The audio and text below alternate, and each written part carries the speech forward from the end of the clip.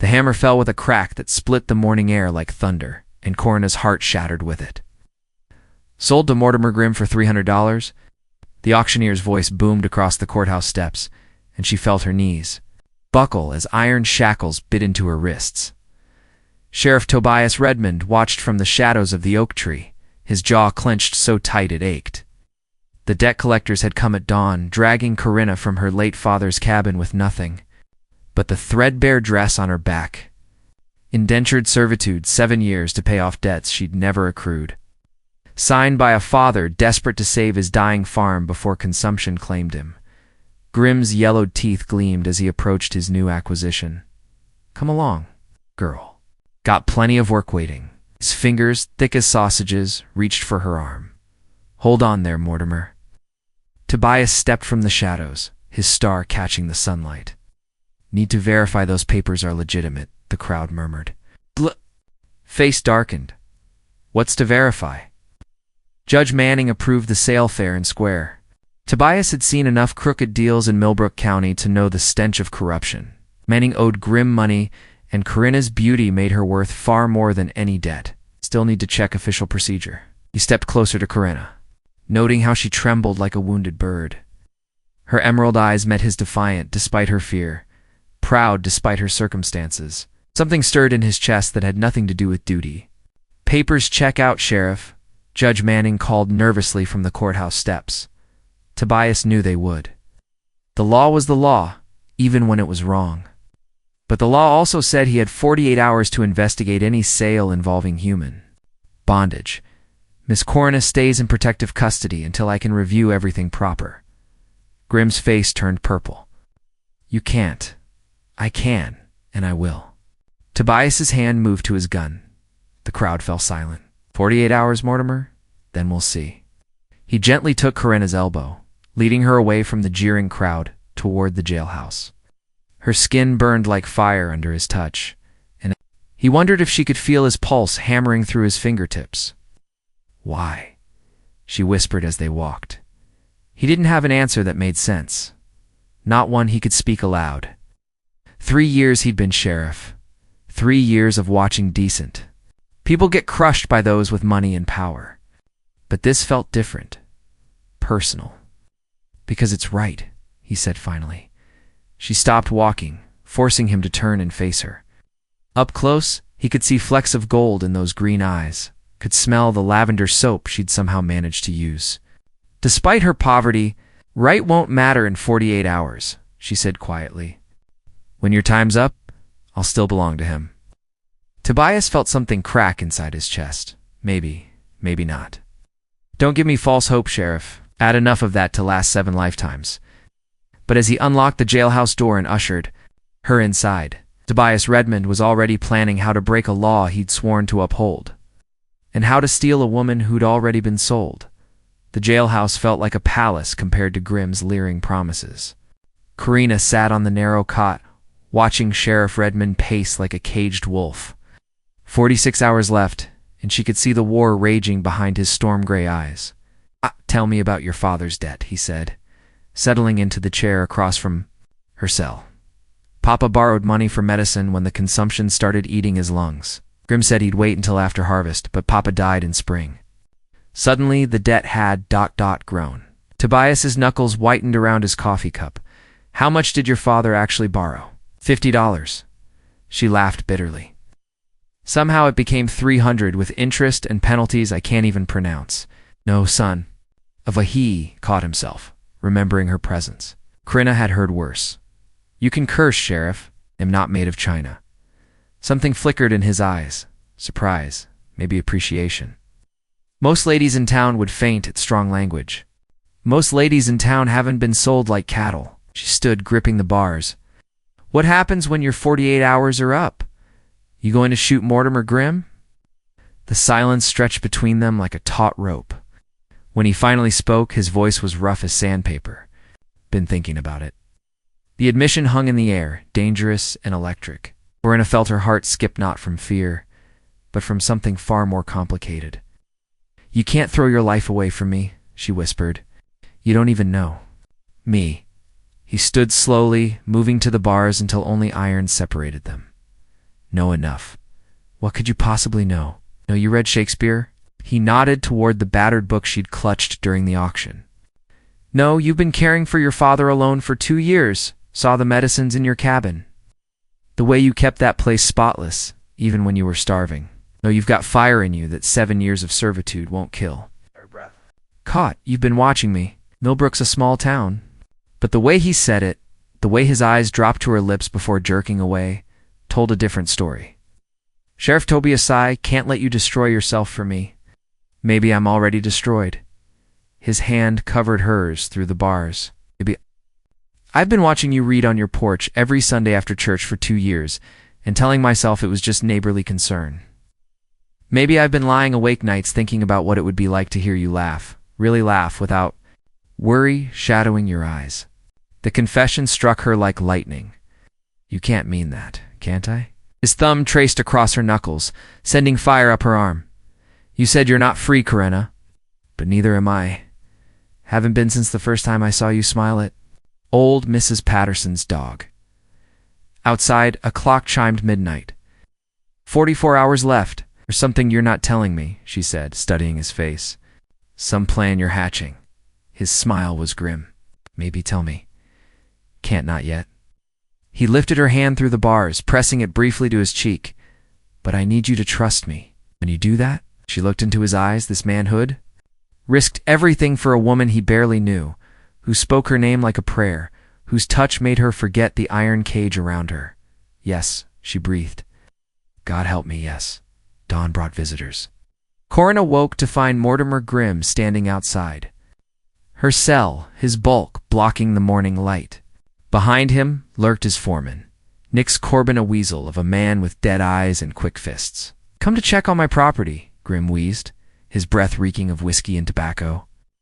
She's not your property yet, Tobias said from the doorway. But Corinna heard the strain in his voice.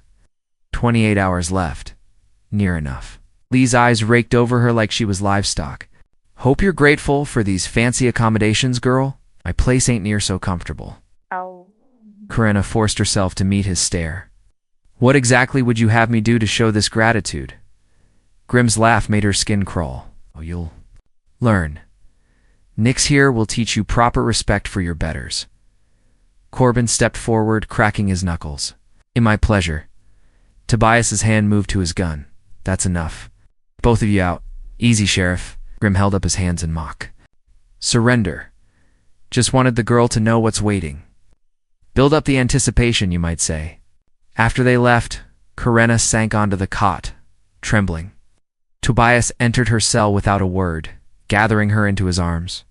She shouldn't make this harder than it already was, but his warmth chased away the chill Grimm had. Left behind?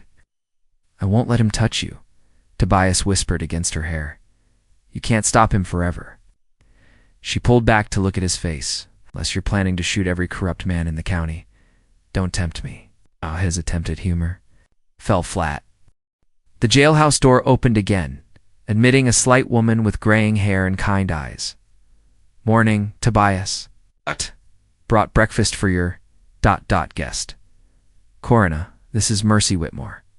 Best cook in 3 counties and the closest thing to a mother. I've got Mercy set down a basket that smelled like heaven. Heard about your troubles, dear? Shame what some men will do for money? Yes, ma'am.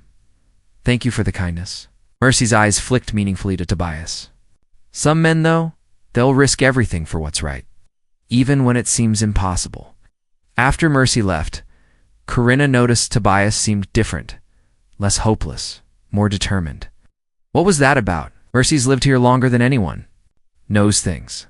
He began pacing again. Corinna, if I asked you to do something dangerous, something that might make you a wanted woman, would you trust me enough to do it? Her heart hammered. What kind of dangerous? The kind that might be your only chance at freedom? She studied his face, seeing the plan taking shape behind his eyes, like storm clouds gathering. It's not just about breaking me out, is it? But you've found something else. Maybe. He knelt beside her cot. But I need to know if we run. If we have to leave everything behind, could you live with that? Could you live with me? The question hung between them like a bridge one she could cross, or burn. She thought of Grim's leering face, of 7 years of servitude, of the slow death of her spirit. Then she looked at Tobias, this good man willing to sacrifice everything for her freedom. "I could live with anything," she said quietly, "as long as I'm truly living." His smile transformed his entire face. "Then get ready to run, sweetheart. Come tomorrow night, we're both going to be outlaws." Outside, thunder rumbled ominously, as if the very sky knew what was coming. 20-4 hours. Corinna paced her cell as afternoon shadows lengthened, every muscle tight with anticipation. Tobias had left at dawn with only a cryptic "trust me" and hadn't returned. The jailhouse door crashed open. Judge Manning stumbled in, his usually pristine appearance disheveled, his hands shaking. "Where's Redmond?" "Not here," Corinna replied. Carefully, Manning's laugh bordered on hysteria. "Of course he's not. Do you know what your sheriff has been doing? What he's discovered?" Before she could answer, Tobias appeared in the doorway like an avenging angel, his arms full of ledgers and papers. His smile was razor-sharp and dangerous. "Judge, right on time." Manning spun around, his face pale as milk. "Tobias, we can discuss." "This nothing to discuss." Tobias dropped the ledgers on his desk with a satisfying thud. "It's amazing what you can find when you know where to look. Mercy Whitmore's been keeping records for 40 years, every loan, every interest adjustment, every family destroyed by your creative bookkeeping." Corinna watched from her cell, hardly daring to breathe. "What did you find?" "Turns out your father wasn't the only one getting swindled. Grim and Manning have been running this scheme for years, lending money at reasonable rates, then manufacturing debts when people can't pay. Sometimes they just forge documents entirely." Manning backed toward the door. "Can't prove anything, can't I?" Tobias held up a thick folder. "Got 17 families ready to testify about phantom debts that mysteriously appeared after their loved ones died. Got bank records showing the money you and Grim split from selling people into servitude. Got Grim's own ledger, the real one showing your father's debt was paid in full before he died." Corinna's knees went weak. "Paid in full? What? With his last harvest?" Grim just buried the receipt and created new paperwork. Tobias's voice turned deadly quiet, meaning this whole sale was fraud, meaning you were never in debt at all. The implications hit her like lightning. Free. She was free. Manning made a desperate lunge for the door, but found his path blocked by 3 federal marshals. "Gentlemen," the lead marshal said, "Judge Manning, Mortimer Grimm, you're under arrest for human trafficking and conspiracy." Hal Manning gasped. "Seems Sheriff Redmond sent a very detailed telegram to the territorial capital yesterday," the marshal replied. "Amazing how fast justice moves when you have proper evidence." Through the window, Corinna watched Grim being dragged from his carriage in chains, his face purple with rage and fear. Nix Corbin was already shackled beside him. Tobias approached her cell, keys in hand.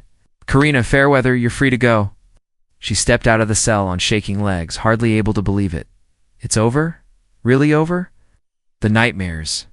Over." He caught her hands, his thumbs stroking across her palms.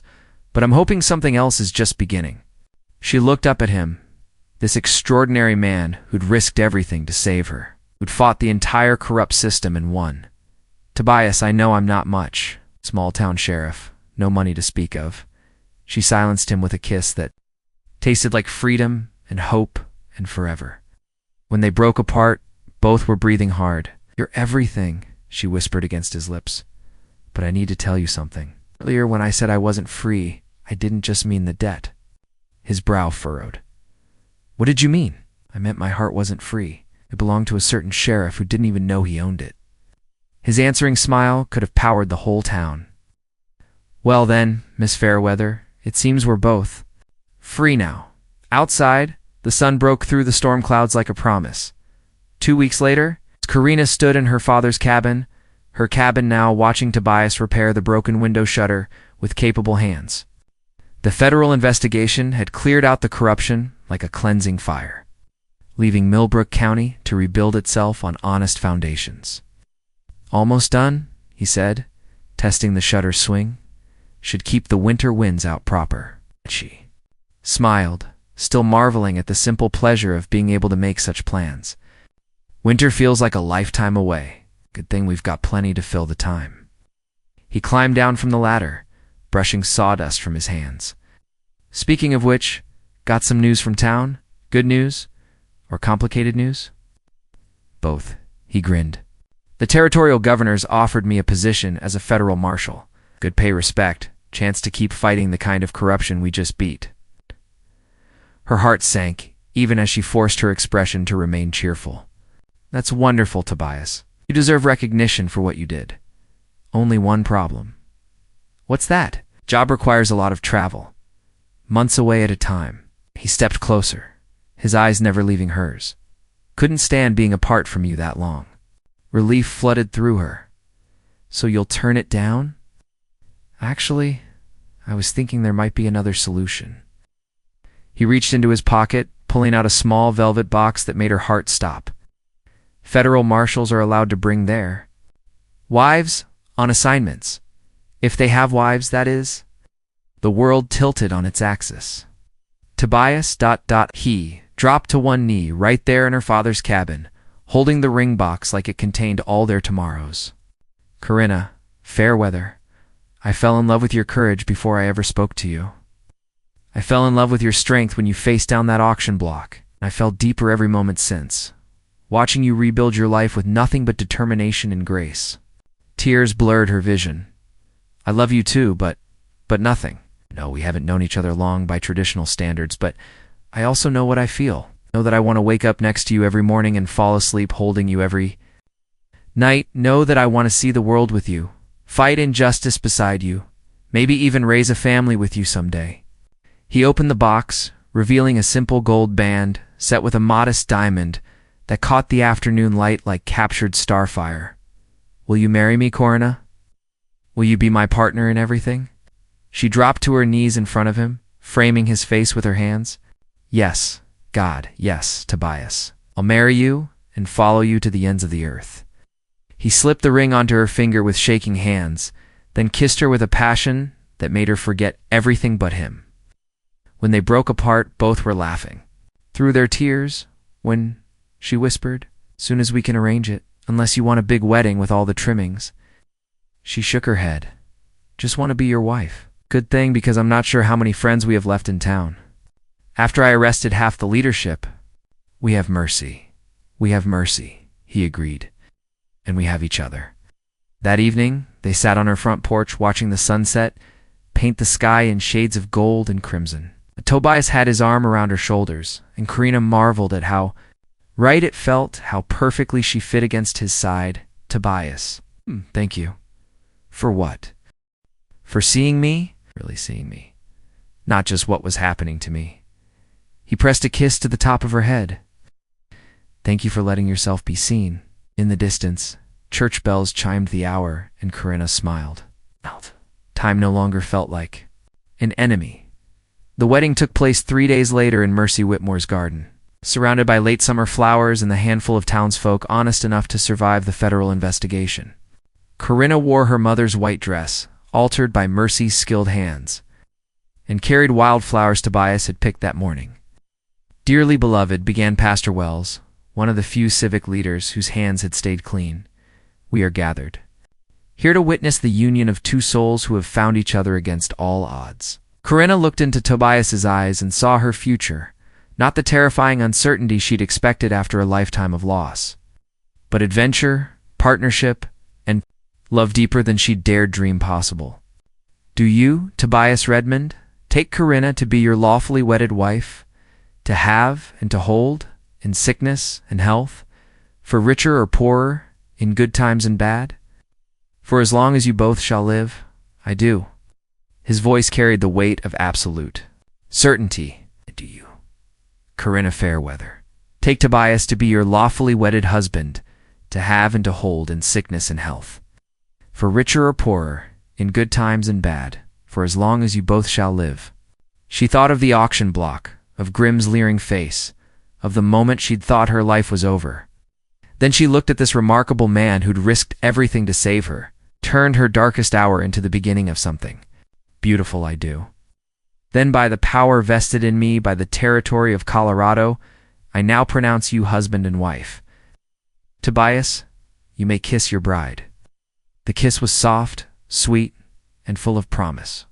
When they broke apart, the small crowd cheered, and Mercy dabbed at her eyes with a lace handkerchief. The celebration was simple but joyous.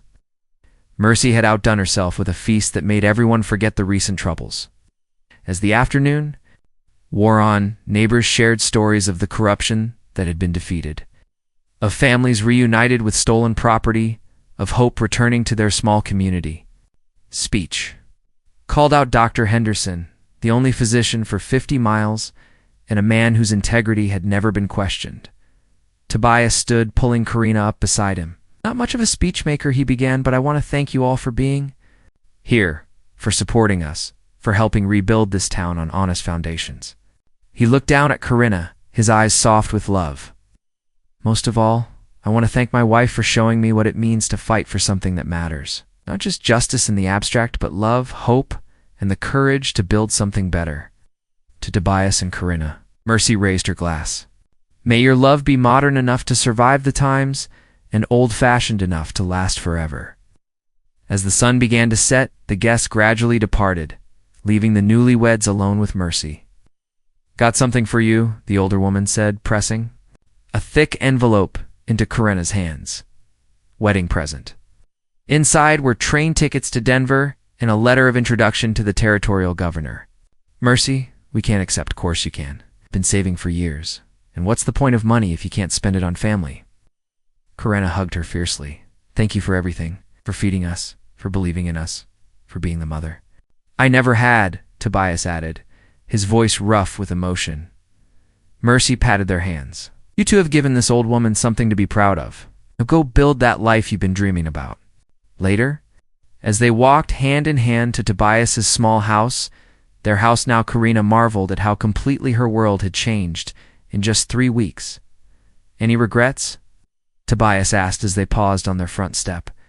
She turned to face him. This man who'd become her anchor, her adventure, her everything. Only one. His face fell. "What's that?" "That it took an auction block to bring us together?" She smiled, standing on her toes to kiss him. "But maybe that's just proof that even the worst circumstances can lead to the most beautiful destinations." He swept her up in his arms, carrying her across the threshold as she laughed with pure joy. 5 years later, Karina stood on the platform of yet another small-town railroad station, watching Tobias coordinate with local law enforcement. Their latest case, breaking up a land fraud scheme in New Mexico, territory had just concluded with 6 arrests and dozens of families getting their stolen property back. Mrs. Redmond, a young deputy, approached nervously. "Your husband asked me to tell you the train's running about an hour late. Thank you, Deputy Carson." She smiled, recognizing the look of hero worship in the young man's eyes. Tobias had that effect on people. His reputation for justice and integrity spread throughout the Western Territories. She settled onto a bench, one hand resting on her rounded belly. 6 months along now, and the baby was active enough to remind her constantly of the new adventure waiting at home in Colorado Springs. "Causing trouble already?" Tobias asked, settling beside her and placing his warm palm over hers on her stomach. "Dudes, after his father," she replied, leaning into his embrace. Could be a she, could take after her stubborn, brilliant mother. They sat in comfortable silence, watching the sunset paint the desert landscape in shades of gold and purple. 5 years of marriage, 3 years as a federal marshal team, and dozens of corruption cases closed. They'd become legends of sorts, the sheriff and the woman he'd saved, who'd become his most trusted partner. "Letter came while you were wrapping things up," Karina said, pulling an envelope from her traveling bag. "From Mercy." Tobias took the letter, his face brightening as he read. "She's engaged to Dr. Henderson at 63. Says love doesn't recognize age limits." Karina chuckled. "Also says the new sheriff in Millbrook is young but honest, and the town's thriving since. We cleaned house." "Good." He folded the letter carefully. "Been thinking about something, though. Dangerous habit. Serious, Karina. This baby's going to need stability. School's friends. A place to really call home." She'd been thinking the same thing but hadn't wanted to bring it up first. You wanting to settle down, Marshal Redmond? Maybe. It's been 5 years of constant travel. We've made our mark, saved a lot of families, built something to be proud of. He turned to face her fully. But I want our child to have what we didn't. Safe, stable home with both parents present. What would you do? You're too young to retire? Territorial Capital's been after me to run the new Federal Justice Training Academy, teaching young marshals how to investigate corruption, protect citizens' rights. His eyes lit up with enthusiasm. Could make a real difference. Train a whole generation to do this work right. The idea thrilled her, and I could write. Been thinking about documenting some of our cases, maybe writing a book about corruption in territorial governments. Mrs. Redmond, the famous author, has a nice ring to it. She captured his hand, lacing their fingers together. Sure you won't miss the excitement, the adventure. He laughed, pressing a kiss to her temple. Sweetheart, I've had enough. Adventured to last 3 lifetimes. Besides, raising a child with you, that'll be the greatest adventure yet. The train whistle sounded in the distance, its lonesome call echoing across the desert. As they gathered their belongings, Corinna reflected on the incredible journey that had brought them here from that terrifying auction block to this moment of perfect contentment. Tobias? Yeah, remember what you said that first day in jail? About being destroyed? He paused in loading their trunk. I remember.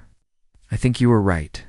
The man you were before the lonely sheriff going through the motions, he was destroyed that day. She smiled, placing her hand over his heart. But what rose from those ashes is so much better. He pulled her close, mindful of their precious cargo. Same goes for you. The frightened girl on that auction block is gone forever. Good riddance, she whispered against his lips, as their train pulled into the station. Steam hissing and wheels grinding, Corinna felt a familiar thrill of anticipation. Not for danger or adventure this time, for the quiet joy of building a life with the man she loved. Of raising their child in a world they'd helped make a little more just. The conductor called all aboard, and Tobias helped her up the steps. With careful hands, ready to go home, Mrs. Redmond?